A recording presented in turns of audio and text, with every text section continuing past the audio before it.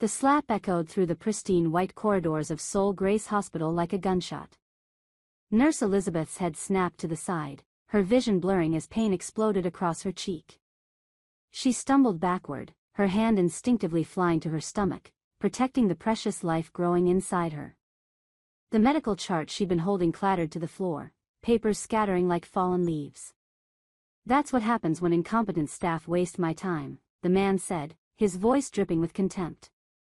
He was tall, wearing a suit that probably cost more than Elizabeth's annual salary, his perfectly styled hair not a strand out of place.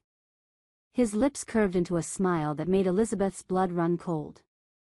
Not a smile of joy, but one of pure arrogance, as if he'd just stepped on an insect and found it amusing. Elizabeth's co-worker, Nurse Park, gasped and rushed to her side. "Are you okay? Should I call security?" But the man was already walking away, his Italian leather shoes clicking against the polished floor, that insufferable smile still plastered on his face. He didn't even look back. To him, Elizabeth was nothing. Less than nothing. Just another obstacle in his day that he'd dealt with and dismissed. What he didn't know was that the woman he'd just struck was married to the most dangerous man in Seoul. A man whose name was whispered in fear in the darkest corners of the city. A man who would burn the entire world down for her. If you're ready for a story of love, revenge, and justice served cold, stay tuned. And don't forget to hit that subscribe button and turn on notifications because this is going to be one wild ride. Trust me, you won't want to miss what happens next. Elizabeth stood frozen in the hallway, her hands still pressed against her burning cheek. Her ears were ringing, and she could taste copper in her mouth where her teeth had cut the inside of her lip. Around her, other nurses and visitors had stopped to stare, their expressions ranging from shock to pity. She hated the pity most of all. "Elizabeth, we need to report this," Nurse Park insisted, her voice trembling with anger. "That's assault. You're pregnant, for God's sake. What kind of monster hits a pregnant woman?" Elizabeth finally found her voice, though it came out shakier than she would have liked. Who was that man?" "That's Kang Ji-hoon," another nurse whispered, appearing at her elbow. "The pharmaceutical billionaire.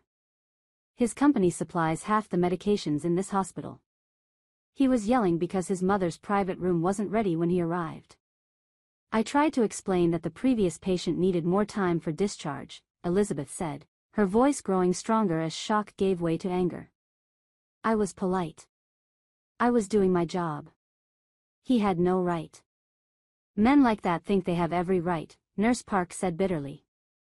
"They think money means they can do whatever they want." Elizabeth bent down carefully, mindful of her growing belly, to pick up the scattered papers. As she gathered them, her phone buzzed in her pocket. She didn't need to check it to know who it was. Even when he was in meetings, even when he was dealing with his business, her husband always seemed to know when something was wrong. She pulled out her phone with trembling fingers. Sure enough, a message from Daesung lit up her screen. "Are you okay, Nae Sarung? I felt something. Call me." Elizabeth's eyes filled with tears. Not from the pain of the slap, but from the overwhelming love she felt for the man who could sense her distress even from across the city. She quickly typed back, "I'm fine. Just a long day. I'll tell you when I get home." She couldn't tell him now.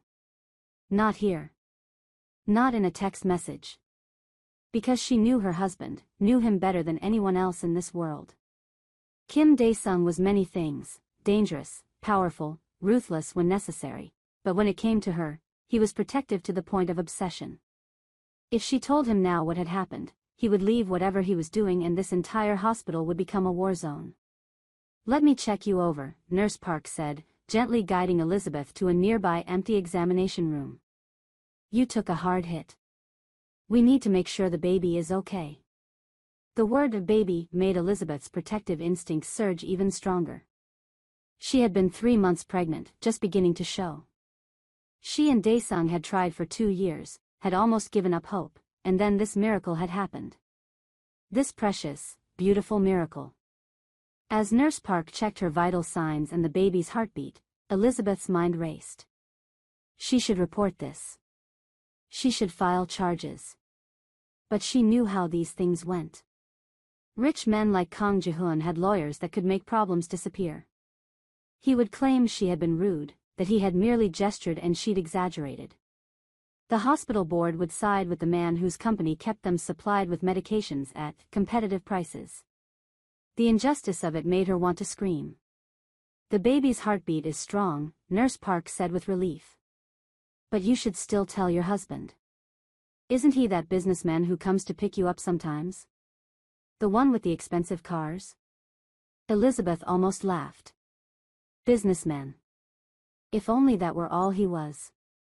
She had met Kim Dae-sung 3 years ago in the emergency room of this very hospital. He'd been brought in with a gunshot wound to the shoulder, accompanied by 6 terrifying-looking men in black suits.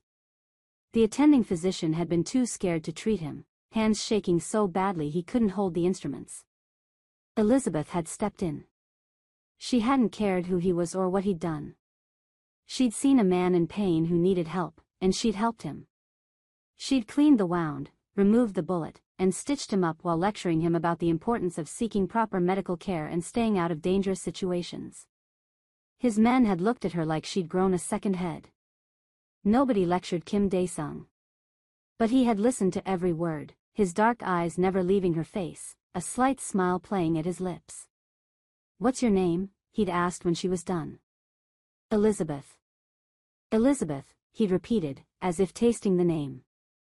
"It suits you. It means eternal, doesn't it?" She'd been surprised he knew. "Yes. My mother was Nigerian, my father was American. They wanted a name that meant something lasting." "I'm going to marry you, Elizabeth," he'd said with absolute certainty. She'd laughed, thinking he was delirious from pain medication. But 3 days later, he'd returned to the hospital with flowers and a dinner invitation. 3 months after that, she'd learned exactly who Kim Dae-sung was, the CEO of Baekdu Industries, a legitimate import-export business on the surface, but underneath, the head of the most powerful organized crime family in Seoul. She should have run. Any sane woman would have run. But by then, she'd seen the man beneath the reputation. She'd seen his kindness, his intelligence, his surprising gentleness. She'd seen how he protected those he considered family, how he had a code of honor that most legitimate businessmen lacked.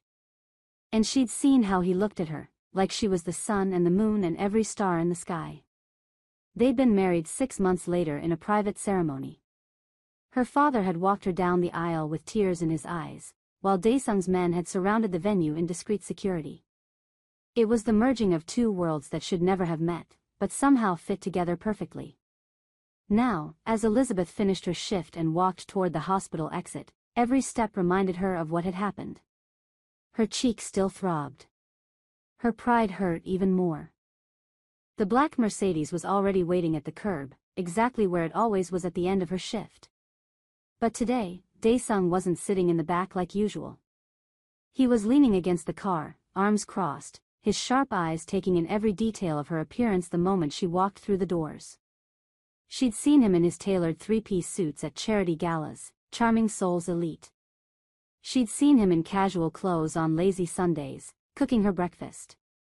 She'd seen him in nothing at all, his body pressed against hers in the dark. But this Dae-sung, the one watching her with eyes that missed nothing, this was the dangerous one. The one that had made him a legend in Seoul's underworld. His driver, Jin-ho, opened the car door, but Dae-sung didn't move. He pushed off from the car and walked toward her, closing the distance in long strides. When he reached her, his hand came up gently to cup her face, tilting it toward the light. His jaw clenched so hard she could see the muscle jump. When he spoke, his voice was deadly calm. "Who touched you?" "Dae-sung, it's nothing." "Who touched you?" Each word was precisely enunciated, cold as ice. Elizabeth's hand covered his, her thumb stroking his wrist in the way that usually calmed him. "Not here. Take me home. I'll tell you everything at home." For a moment, she thought he might refuse. His eyes had gone dark, that dangerous stillness settling over him that meant violence was simmering just beneath the surface. But then he looked down at her belly, visible now beneath her scrubs, and took a deep breath. Home, he agreed. But you will tell me everything, Elizabeth. Everything. The drive home was silent except for the soft classical music playing through the car's speakers. Dae-sung's hand never left hers, but she could feel the tension radiating from him. His thumb traced circles on her palm, a gesture of affection that contrasted sharply with the deadly intent in his eyes. They lived in Hanam-dong, in a penthouse that overlooked the Han River. The luxury apartment was a far cry from Elizabeth's modest upbringing, but Dae-sung had made it a home. He'd insisted she decorate it however she wanted, and she'd filled it with warmth, colorful pillows, plants, photographs of their life together. As soon as they were inside, Dae-sung led her to the couch, his movements gentle despite the barely contained rage she could sense in him. He knelt before her, his hands resting lightly on her knees. "Tell me," he said softly. So she did. She told him about Kang Ji-hoon's arrival, about his demands for his mother's room, about her polite explanation that it would be ready in 30 minutes. She told him about the escalating anger, the insults, and then the slap that had come out of nowhere. She told him about the smile, that horrible, arrogant smile as he walked away. With each word, she watched Dae-sung's expression grow colder. By the time she finished, he looked like a statue carved from ice, beautiful and terrifying. "His name is Kang Ji-hoon," she concluded. "He owns a pharmaceutical company." "Dae-sung, I know what you're thinking, but he hit you." Dae-sung's voice was barely above a whisper. "He hit my pregnant wife and smiled about it. I'm okay. The baby is okay. Nurse Park checked. He could have hurt our child." Dae-sung's hand moved to her stomach, resting there with infinite care. "He could have hurt you both," and he smiled. Elizabeth knew that look. She'd seen it once before, when a rival organization had threatened his younger sister. That situation had ended with 3 men in the hospital and the rival boss leaving Seoul permanently. "What are you going to do?" she asked, though she already knew. Dae-sung stood, pulling out his phone. "I'm going to teach Kang Ji-hoon that there are consequences for his actions. I'm going to show him what happens when you touch what's mine." Before you find out exactly how Dae-sung handles this situation, make sure you're subscribed to this channel and hit that like button. Drop a comment telling me what you think Dae-sung should do. Trust me, what happens next is going to blow your mind. While Elizabeth rested on the couch, Dae-sung stepped into his study, the room that she jokingly called his war room. Through the partially open door, she could hear him making calls, his voice switching between Korean and English as he gathered information. "I want to know everything about Kang Ji-hoon," he said to someone on the phone. "His business, his family, his secrets, his weaknesses. Everything. I want it in 1 hour." Elizabeth closed her eyes, one hand on her belly. "Your daddy is very protective," she whispered to the baby. "Maybe too protective. But he loves us so much." She must have dozed off because the next thing she knew, Dae-sung was sitting beside her, gently stroking her hair. The anger in his eyes had been banked but not extinguished. Now there was something else there too, calculation. "I have information," he said. "Kang Ji-hoon is the CEO of Medicure Pharmaceuticals.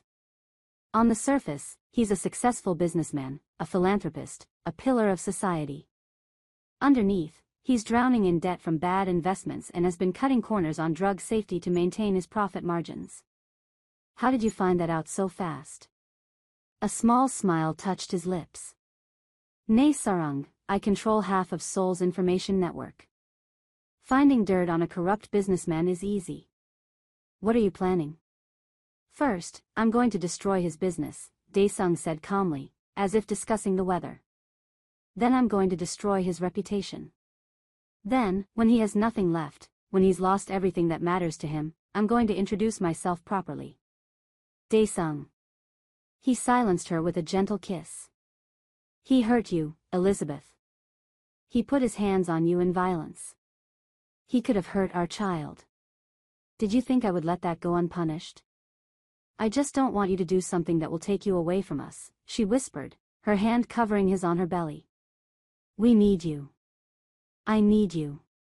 His expression softened, the dangerous crime lord giving way to the man who held her through nightmares and surprised her with breakfast in bed. Nothing will take me from you. Nothing and no one. But Kang Ji-hoon needs to learn a lesson that apparently no one has ever taught him, that actions have consequences. That night, as Elizabeth slept beside him, Dae-sung made more calls. His network sprang into action with the efficiency of a well-oiled machine. By morning, the first domino would fall. Across the city, Kang Ji-hoon was having dinner with investors, laughing about his day. "You should have seen this nurse at the hospital," he said, gesturing with his wine glass. "Acting like making me wait was acceptable. I put her in her place." His companions laughed nervously. They were used to Ji-hoon's arrogance, his casual cruelty. It was the price of doing business with him. "Some people need to remember their station," one of them agreed. Ji-hoon smiled, the same smile he'd given Elizabeth. "Exactly. Money is power, and I have plenty of it. I can do whatever I want." He had no idea that at that very moment, evidence of his company's safety violations was being compiled into a comprehensive report. He had no idea that his investors were about to receive information that would make them pull their funding immediately. He had no idea that the most dangerous man in Seoul was planning his destruction. He had no idea that the nurse he'd dismissed so casually was loved by a man who would move heaven and earth for her. The next morning, Elizabeth woke to find Dae-sung already up, standing by the bedroom window in his suit, looking out at the city. He looked like a king surveying his kingdom, powerful and untouchable. "You're up early," she said, stretching. He turned to her, and his expression immediately softened. He crossed to the bed, sitting beside her, his hand automatically going to her belly. "How are you feeling? How is our little one?" "We're fine," she assured him. "Dae-sung, you're really going through with this?" "It's already begun," he said simply. "By noon, Kang Ji-hoon's world will start crumbling. But you don't need to worry about any of that. You just need to rest and take care of yourself and our baby. I'm still going to work." "Elizabeth. I'm pregnant, not fragile," she said firmly. "I love my job. I'm not going to hide because of what happened. Besides, I want to be there to see his face when everything falls apart."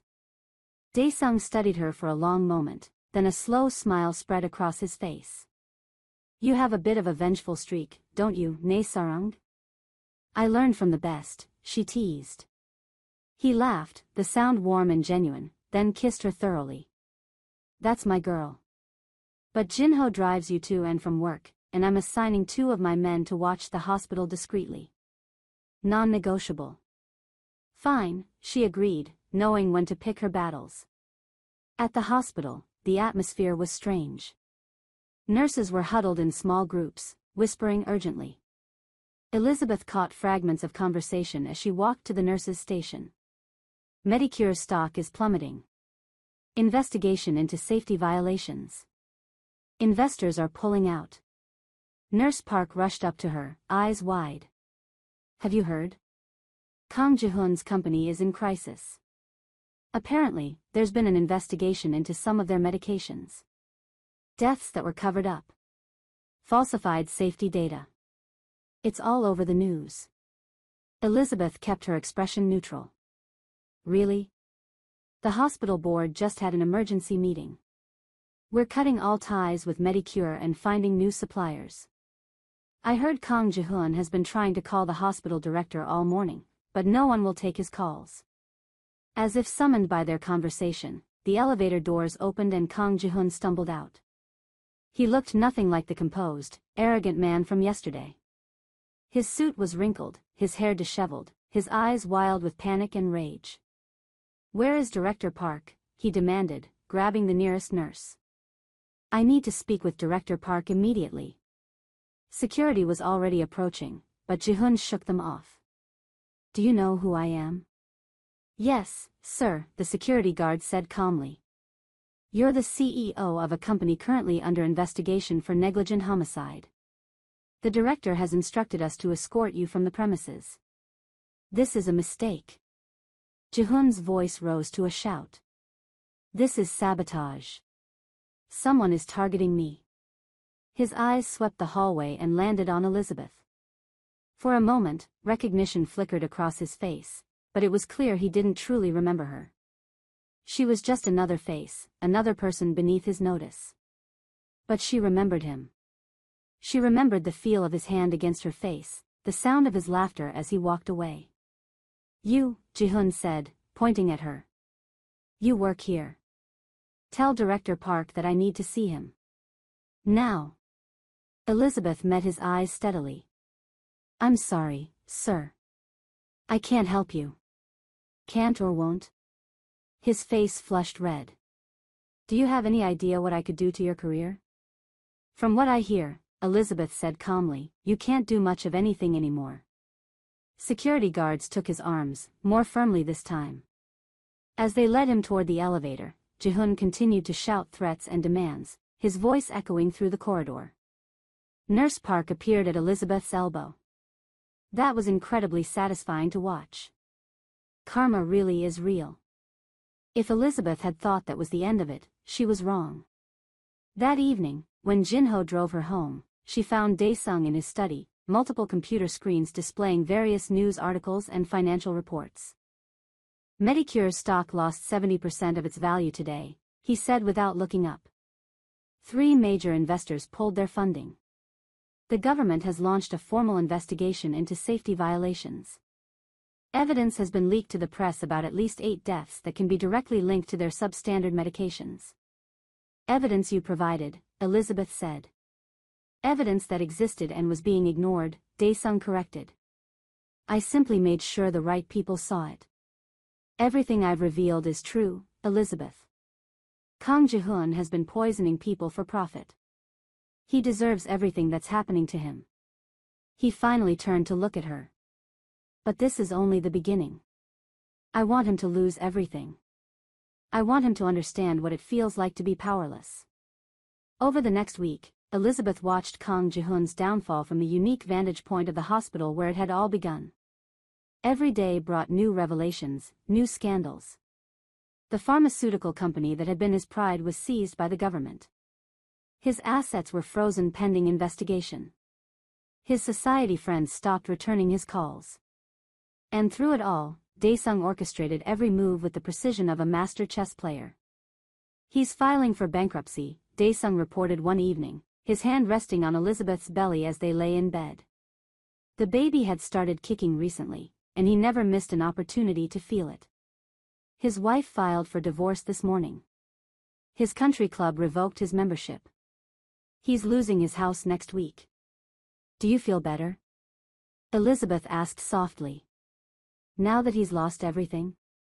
Dae-sung was quiet for a moment. "I won't feel better until he knows why this happened.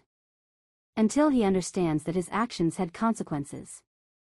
2 weeks after the slap, Elizabeth was leaving the hospital when she saw Kang Ji-hoon sitting on the steps outside. He looked like a different person. His expensive suit had been replaced with rumpled casual clothes. He'd lost weight, his face gaunt and haggard. He was staring at nothing, the look of a broken man. She should have felt triumphant. Instead, she felt a strange sort of pity. That feeling vanished when he looked up and saw her. This time, recognition dawned in his eyes. "You," he said, struggling to his feet. "You're the nurse. The one I..." He stopped, and for the first time, Elizabeth saw something like shame cross his features. "The one you slapped," she finished for him. "Yes. This is all connected to you, isn't it?" His voice was dull, defeated. "Everything that's happened. It started right after that day. But you're just a nurse. How could you possibly?" "I couldn't," Elizabeth agreed. "But my husband could." Ji-hoon's eyes widened. "Your husband?" A black Mercedes pulled up to the curb. The back door opened, and Dae-sung stepped out. He was in full business mode, his suit immaculate, his expression cold and controlled. 2 of his men flanked him, making it very clear who he was and what he represented. Ji-hoon's face went white. "Kim Dae-sung," he whispered. "Oh God. She's your wife?" Dae-sung walked to Elizabeth first, his demeanor completely changing as he gently took her hand and pressed a kiss to her forehead. "Are you all right, Dae-sung?" "I'm fine," she assured him. Only then did Dae-sung turn his attention to Ji-hoon. The temperature seemed to drop 10 degrees. "Kang Ji-hoon," Dae-sung said pleasantly. "I've been wanting to meet you properly. I'm Kim Dae-sung. I believe you've met my wife." Ji-hoon took a stumbling step backward. Everyone in Seoul knew who Kim Dae-sung was, even if they pretended not to. And everyone knew you didn't want his attention unless it was for a very good reason. "I didn't know," Ji-hoon stammered. "I swear, I didn't know she was your wife. If I had known." "If you had known, you wouldn't have hit her?" Dae-sung's voice was dangerously soft. "So you only assault women you think are powerless? Women who you believe have no one to protect them?" "It was a mistake. I was stressed. I wasn't thinking." "You weren't thinking about consequences," Dae-sung agreed. "Men like you never do. You've spent your whole life believing that money and position put you above the rules. That you could do whatever you wanted to whoever you wanted." He took a step closer to Ji-hoon, who looked like he wanted to run but was frozen in fear. "Let me tell you what's going to happen now," Dae-sung continued. "You're going to prison. The evidence against your company is irrefutable, and you're going to be held personally responsible for the deaths your negligence caused. You'll spend the next 10 to 15 years behind bars." "Please," Ji-hoon begged. "Please, I'll do anything. I'll apologize. I'll pay." "You think I want your money?" Dae-sung laughed, but there was no humor in it. "I have more money than you ever dreamed of. I want justice. I want you to spend every day of your prison sentence remembering the pregnant woman you slapped and walked away from smiling. I want you to understand that she was worth more than you could ever be." He turned to Elizabeth, his expression softening instantly. "Come, Jagiya. Let's go home. I have dinner waiting." As they walked toward the car, Ji-hoon called out, "Why didn't you just kill me? Isn't that what people like you do?" Dae-sung paused, looking back over his shoulder. "People like me? I'm a businessman, Mr. Kang. But to answer your question, death would be too quick, too merciful. I want you to live with what you've done. Every single day, for years. That's much more satisfying than a bullet." In the car, Elizabeth was quiet. Dae-sung took her hand, concerned. "Are you upset with me?" "No," she said slowly. I saw him sitting there, and for a moment, I felt sorry for him." "How terrible is that?" "It's not terrible. It means you have compassion, even for those who don't deserve it. It's one of the many reasons I love you." He pressed a kiss to her knuckles. "But don't waste too much sympathy on him, Elizabeth. The man was responsible for 8 deaths that we know of, probably more. He cut corners on safety to pad his profit margins. What happened to him is justice." "I know," she said. I never wanted to be the kind of person who takes pleasure in someone else's suffering." "You're not," Dae-sung assured her. "I am. You're the conscience I never had before I met you. You make me want to be better, even when I'm being ruthless." That should have been the end of the story. Ji-hoon went to prison, Elizabeth continued working at the hospital, and Dae-sung continued running his empire. But life, as it often does, had other plans.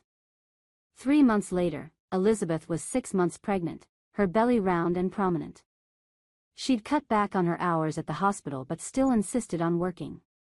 She was in the middle of checking a patient's vitals when Nurse Park rushed into the room. "Elizabeth, there's someone here to see you. She says it's urgent." "I'm with a patient. She says her name is Kang Myri.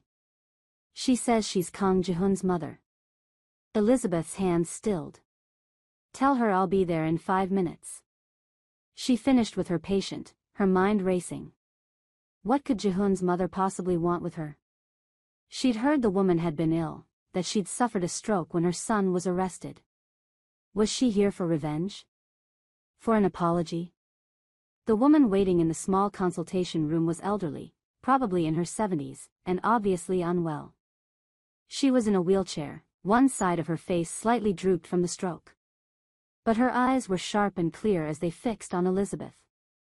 "Mrs. Kong," Elizabeth said carefully. "How can I help you?" "I came to apologize," the woman said, her words slightly slurred but understandable.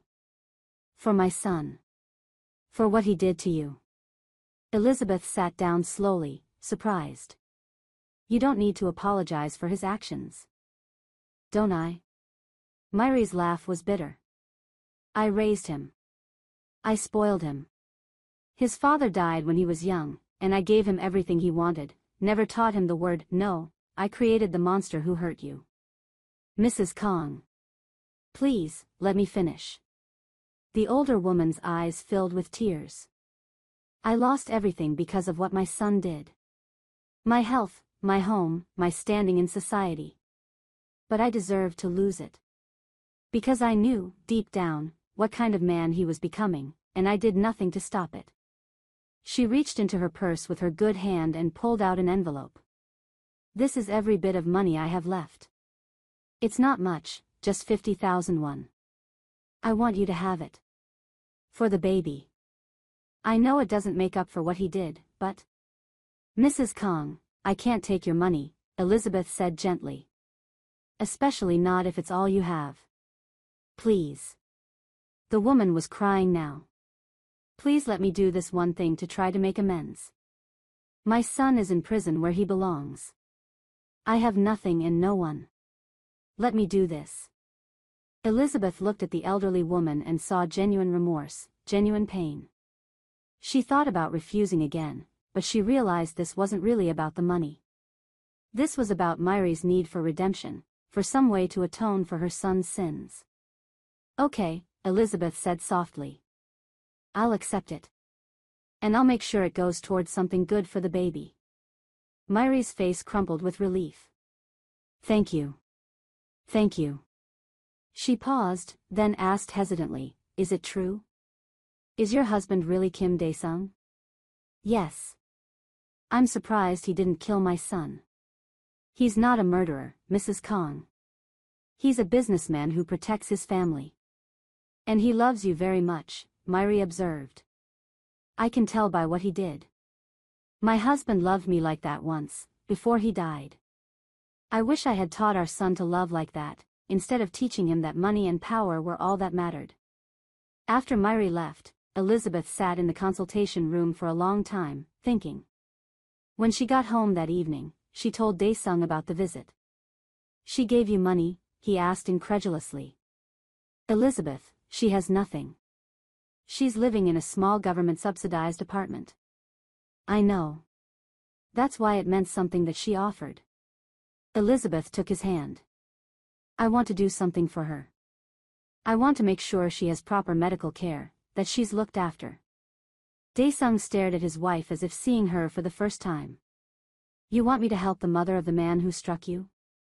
"I want us to help an elderly woman who's suffering, who's already lost everything. She's not responsible for her son's actions. She shouldn't have to pay for his sins." "You're incredible," Dae-sung said softly. "Absolutely incredible. Anyone else would want more revenge. But you want to show mercy. Is that wrong?" "No, Nae Sarung. It's perfect. It's who you are." He pulled her close, careful of her belly. "I'll arrange for her medical care. I'll make sure she has everything she needs. But only because you asked." Okay, we're at a crucial point in the story. If you're loving this journey of love and revenge, hit that like button and drop a comment telling me what you think about Elizabeth's decision to help Ji-hoon's mother. And if you haven't subscribed yet, what are you waiting for? Subscribe now so you don't miss any of our upcoming stories. The months passed. Elizabeth's belly grew, and with it, Dae-sung's protective instincts intensified. He insisted on accompanying her to every doctor's appointment, his dangerous reputation dissolving into nervous excitement every time they heard the baby's heartbeat. "It's a girl," the doctor announced at their 7th-month ultrasound. "A healthy baby girl." Dae-sung's hand tightened on Elizabeth's. "A daughter," he whispered, his voice filled with wonder. "We're having a daughter." That night, lying in bed, he spoke to Elizabeth's belly. "Listen carefully, little one. You're going to be the most protected girl in all of Seoul. No boy will ever hurt you, because they'll have to go through me first. And trust me, that's not something anyone wants to do." Elizabeth laughed, running her fingers through his hair. "You're going to be one of those overprotective fathers, aren't you?" "Absolutely," he confirmed without shame. "She's going to have the best of everything. The best education, the best life. And when she's old enough, I'm going to tell her about how her mother was the bravest, kindest woman I ever met. How she showed compassion even to those who didn't deserve it." "You're going to make me cry," Elizabeth said, her voice thick with emotion. "Good tears, I hope. The best tears." At the hospital, Elizabeth had become something of a legend. The nurses who'd witnessed Ji-hoon's slap had seen his spectacular downfall and, though no one said it out loud, everyone knew her husband was responsible. She was treated with a mixture of respect and carefully controlled fear. No one dared to mistreat her. One afternoon, as she was preparing to leave for the day, a young resident approached her hesitantly. "Nurse Elizabeth? I just wanted to thank you." "Thank me?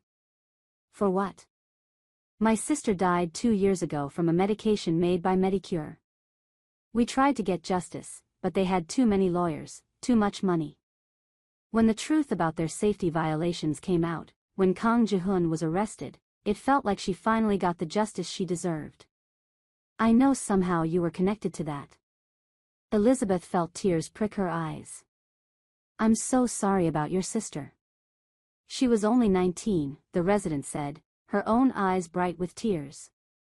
"But because of what happened to you, because you had someone who loved you enough to seek justice, my sister and all the other victims got justice too.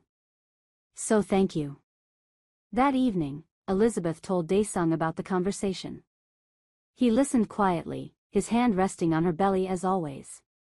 "I never thought about it that way," he admitted. "I was focused on punishing Ji-hoon for what he did to you. But you're right, bringing down his company meant justice for all his other victims too." "Sometimes revenge and justice are the same thing," Elizabeth said. "Sometimes," he agreed.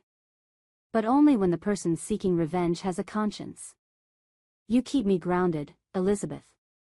You keep me human." At 38 weeks pregnant, Elizabeth finally agreed to take maternity leave. She was at home, trying to decide on final details for the nursery, when her phone rang. It was an unknown number. "Hello? Mrs. Kim? This is Officer Lee from Seoul Central Prison. I'm calling about Kang Ji-hoon." Elizabeth's heart skipped. "What about him?"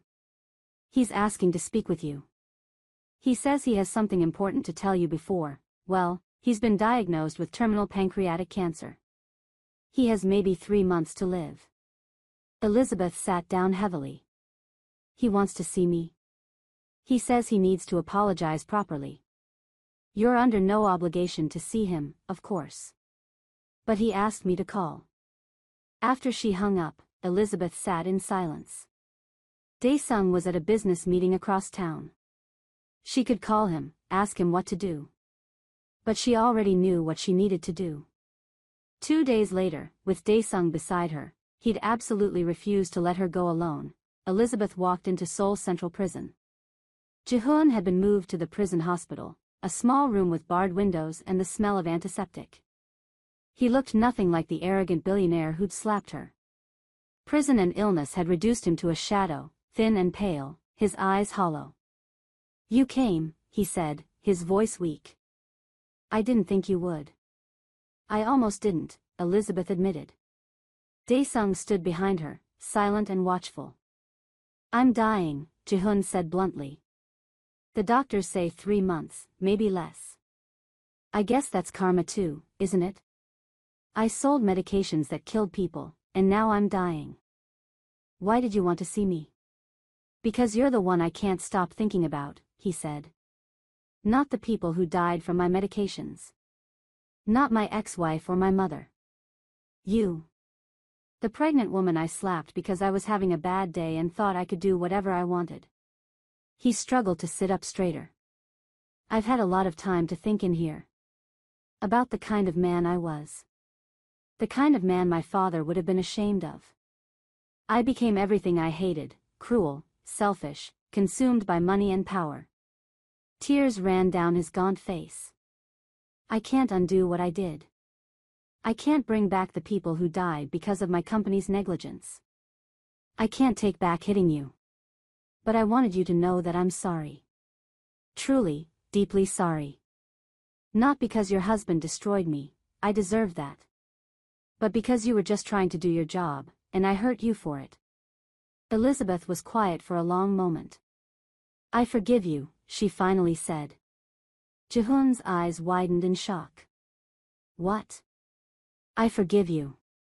Not because you deserve it, but because holding on to anger and hate isn't good for me or my baby. You're dying, and you're sorry. That's enough. I don't understand, Ji-hoon whispered. After everything. My wife, Dae-sung spoke for the first time, his voice hard, is a better person than either of us will ever be. She's showing you mercy you don't deserve. I suggest you accept it gracefully. Ji-hoon nodded, unable to speak through his tears. As they left the prison, Dae-sung pulled Elizabeth close. You're amazing, he murmured. I would have let him rot without a second thought. I know, Elizabeth said. That's why you need me. To remind you that mercy is strength too. Is that what we're teaching our daughter? That forgiveness is strength? Among other things. We're also teaching her that people who hurt those she loves will face consequences. But that ultimately, holding on to hate only hurts us. She's going to be extraordinary, Dae-sung said with certainty. Just like her mother. 1 week later, Elizabeth went into labor. It was 3 a.m, and Dae-sung went from peacefully sleeping to full alertness in seconds. The hospital. Now. Jin-ho. He was simultaneously calling his driver, helping Elizabeth dress, and trying not to panic. Dae-sung, breathe, Elizabeth said with a laugh, even through her contraction. We have time. We don't have time. Our daughter is coming. We need the best doctors. I need to call. You need to calm down, Elizabeth said firmly. Remember the birthing classes? You're supposed to be the calm one. Right. Calm. I can do calm. He was absolutely not calm. 12 hours later, after Dae-sung had alternately held her hand, paced the room like a caged tiger, and threatened the medical staff when Elizabeth cried out in pain, their daughter was born. She's perfect, Dae-sung breathed, staring at the tiny bundle in his arms with absolute wonder. Elizabeth, she's perfect. What should we name her? Elizabeth asked, exhausted but glowing. Nari, Dae-sung said immediately. It means lily. Pure and beautiful, just like her. Nari Kim, Elizabeth tested the name. It's perfect. As Dae-sung held his daughter, cooing to her in Korean, Elizabeth watched them with a heart so full she thought it might burst. This was her family. This dangerous man who'd brought down an empire for her, now reduced to tears by a baby's tiny fingers wrapped around his. 3 months later, Elizabeth received word that Kang Ji-hoon had died in prison. She attended his funeral, just her and Dae-sung. Myri was there, frail but grateful to see them. Thank you for coming, she said. And thank you for what you've done for me. The medical care, the apartment. I don't deserve your kindness. Everyone deserves basic human dignity, Elizabeth said, holding 3-month-old Nari in her arms. I hope you find peace now. May I? Myri asked hesitantly, gesturing to the baby. Elizabeth glanced at Dae-sung, who nodded almost imperceptibly. She carefully transferred Nari to the elderly woman's arms. Myri looked down at the baby with tears streaming down her face. She's beautiful. So beautiful. I hope her father teaches her to be strong but kind. Powerful but compassionate. Everything my son wasn't. I will, Dae-sung said quietly. I promise you that. As they drove home from the funeral, Nari sleeping peacefully in her car seat, Elizabeth took Daesung's hand. Do you regret it? She asked. What you did to Jihoon? No, he said firmly. He hurt you. He could have hurt our daughter. He was responsible for deaths and suffering. But... He paused, thinking. I learned something through all of this. I learned that justice doesn't always have to be about destruction. Sometimes it's about making things right. You made sure his victims got justice too, Elizabeth pointed out. The families of the people who died from his medications got settlements. The company was reformed under new management with proper safety protocols. You didn't just destroy, you also built something better. Because of you, Daesung said. Before I met you, I would have just destroyed and walked away. But you taught me that there's more to justice than revenge. That evening, as they put Nari to bed in her nursery, Daesung wrapped his arms around Elizabeth from behind, his hands resting on her stomach. I love you, he murmured into her hair. I loved you from the moment you lectured me about seeking proper medical care while pulling a bullet out of my shoulder. I loved you when you didn't run away after learning who I really was. I loved you when you showed compassion to the mother of the man who hurt you. And I love you now, as the mother of my child and the keeper of my conscience. I love you too, Elizabeth said, turning in his arms to kiss him. My dangerous, protective, surprisingly gentle husband. Who would have thought the scariest man in Seoul would be wrapped around a baby girl's tiny finger? Everyone who knows me is going to mock me mercilessly, Daesung agreed cheerfully. And I don't care even a little bit. Months turned into years. Nari grew from a baby into a bright, curious toddler. Elizabeth returned to work part-time, still passionate about nursing but also dedicated to her daughter. Daesung continued running his empire, but now every decision was filtered through the question, what kind of world am I building for my daughter? He became more selective about his business dealings, cutting ties with operations that crossed certain moral lines. His men joked that marriage and fatherhood had made him soft, but they said it with respect, because they could see that he was actually stronger, more focused, more purposeful. When Nari was 3, she came home from preschool crying because a boy had pushed her down and taken her toy. What's his name? Daesung asked immediately, already reaching for his phone. I'll have a talk with his parents. Daesung, Elizabeth said warningly. She's 3. This is normal kid stuff. Someone hurt our daughter. Someone pushed her on the playground. You can't terrorize every child who's mean to her. I can't? No, Elizabeth said firmly. What you can do is teach her how to stand up for herself. Teach her to be strong and confident. Teach her that she doesn't need her father to fight all her battles. So Daesung, one of the most feared men in Seoul, got down on his knees in front of his daughter and said, Nari, listen to me. You are strong. You are brave. You are a Kim. When someone tries to take what's yours, you stand up straight, you look them in the eye, and you tell them no. Can you do that? Nari nodded, her tears drying. I'm strong like Daddy. Stronger, Daesung said. Because you have your mother's heart and my strength. That makes you unstoppable. The next day, when the boy tried to take her toy again, Nari stood her ground, and the boy backed down. She came home triumphant, and Daesung celebrated like she'd won a major battle. That's my girl, he said proudly. That's my warrior princess. Watching them, Elizabeth felt a wave of contentment. This was what they'd fought for, this peaceful, normal life.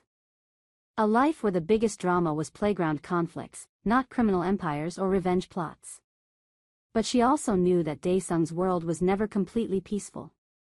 There were still threats, still rivals, still dangers lurking in the shadows. The difference was that now he had something precious to protect, something that made him more careful but also more dangerous to anyone who threatened his family. One evening, when Nari was asleep and they were alone, Elizabeth asked, Do you ever miss it? The way things were before? When you didn't have to worry about a family? Daesung pulled her onto his lap, his arms wrapping around her. Not even for a second. Before you, I was powerful but empty. I had money and influence and fear, but I didn't have purpose. I didn't have love. I didn't have a reason to wake up in the morning beyond accumulating more power. He kissed her softly. You gave me everything that matters. You gave me a home, a daughter, a reason to be better than I was. I would give up every bit of my empire before I'd give up this, you and me and Nari. You say the most romantic things for a crime lord, Elizabeth teased. Former crime lord, he corrected with a smile. I'm going legitimate, remember? In 5 years, all my operations will be completely legal. And you'll be just a boring businessman? I'll never be boring, Daesung promised. But I will be the kind of man my daughter can be proud of. The kind of man who deserves you. Years later, when Nari was 10 and starting to ask questions about what her father really did for a living, Elizabeth and Daesung sat her down for a serious conversation. Daddy has made some bad choices in his life, Daesung told her honestly. I've done things I'm not proud of. But I've tried very hard to be better, to build something good, because of you and your mother. Are you a bad person? Nari asked, her young face serious. I'm a person who's done bad things, Daesung said. But I'm trying to be good. The difference is important. Mommy says everyone deserves a chance to change, Nari said. Is that what you did? You changed? I'm still changing, Daesung admitted. Every day, I try to be the kind of father you deserve. Nari hugged him tightly. I think you're the best daddy in the world. Over his daughter's head, Daesung met Elizabeth's eyes, and she saw tears there. This dangerous, powerful man, brought to tears by a child's simple acceptance and love. That night, after Nari was in bed, Daesung found the small box he'd hidden away years ago. Inside was a single photograph, the only one that existed of Kang Ji-hoon before everything fell apart. He'd kept it as a reminder. What are you going to do with that? Elizabeth asked, finding him in his study. Burn it, Daesung said. I don't need reminders anymore. I don't need to hold on to that anger. You were right all along, forgiveness is strength. Letting go is strength. I'm ready to let go now. Together, they burned the photograph in the fireplace, watching as the flames consumed it. It's done, Daesung said quietly. That chapter is closed. And what chapter are we in now? Elizabeth asked, leaning against him. The happily ever after, he said, pulling her close. Where the reformed crime lord and the compassionate nurse raise their brilliant daughter and grow old together. That sounds perfect, Elizabeth murmured. It is perfect, Daesung agreed. Because I have you. In the end, the story that started with violence and revenge became a story of redemption and love.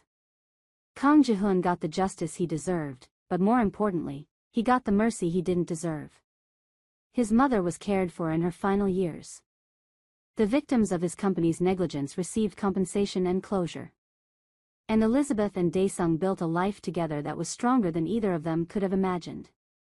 A life where love conquered hate, where compassion was more powerful than revenge, where a crime lord could become a devoted father, and where a nurse's kindness could change the trajectory of so many lives.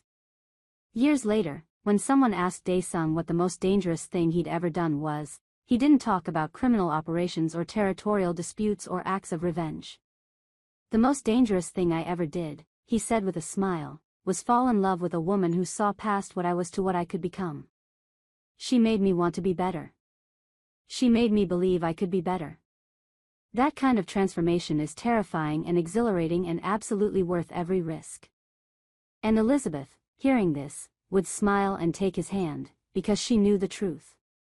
Love hadn't made him weak. Love had made him human. And that humanity, that capacity for growth and change and mercy, was the greatest strength of all. Their daughter Nari grew up knowing that her father had been a dangerous man, but that he'd chosen love and family over power and fear. She learned that people could change, that mercy was a gift you gave yourself as much as others, and that true strength was protecting those who couldn't protect themselves while showing compassion to those who didn't deserve it. She learned these lessons from watching her parents, the nurse who'd shown kindness to a wounded crime lord and mercy to the man who'd hurt her, and the crime lord who'd learned that the greatest power wasn't in inspiring fear, but in choosing love. And when people asked Nari what she wanted to be when she grew up, she said, "Strong like my father and kind like my mother." That's the best of everything. In the end, that's what this story was about, not revenge, though there was revenge. Not love, though there was love. Not transformation, though there was transformation. It was about the truth that the best version of ourselves emerges when we're loved unconditionally and challenged to be better. When we choose mercy over vengeance, compassion over cruelty, and love over everything else. The arrogant billionaire who slapped a pregnant nurse learned that actions have consequences. The Korean Mafia CEO learned that true power comes from protecting and nurturing, not just from inspiring fear. And the compassionate nurse learned that her strength and kindness could change the world, one person, one choice, one act of mercy at a time. This was their story. A story that started with a slap and ended with a family. A story that proved love really can conquer all, even the darkest pasts and the deepest wounds. And they lived not just happily ever after, but purposefully ever after, building a legacy of redemption that would echo through generations. If you love this story of revenge, redemption, and romance, smash that like button, drop a comment telling me your favorite part, and subscribe to the channel for more emotional, dramatic, and unforgettable stories. Until next time, remember, love is the most powerful force in the universe, and mercy is the greatest strength. Thank you for watching, and I'll see you in the next story.